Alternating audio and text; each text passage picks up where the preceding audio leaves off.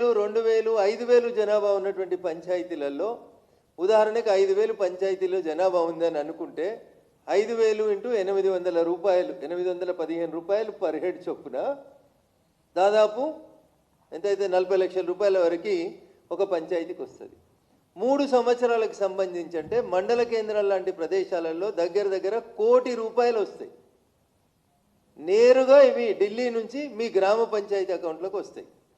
ఇగో ఈ పైసలు 15th finance commission నిధులు సర్పంచ్ ఎన్నికలు జరగక ఆగిపోయిన 2 ఆర్థిక సంవత్సరాలకు సంబంధించి భారత ప్రభుత్వం 3000 కోట్ల రూపాయలని రేపో మాపో రిలీజ్ చేయబోతా ఉంది గ్రామ పంచాయతీల అకౌంట్లకు నేరుగా. ఇక దీనికి పోయి రేవంత్ రెడ్డి గారు కొడంగల్లో సర్పంచులకు సన్మానం చేస్తూ నేను మార్చి 31 లోపు ఢిల్లీకి వెళ్ళి 3000 కోట్లు తీసుకొస్తా అని చెప్తున్నాడు. అయ్యా రేవంత్ రెడ్డి గారు, ఇది ఢిల్లీకి వెళ్ళి మీరు తెచ్చే పైసలు కాదు.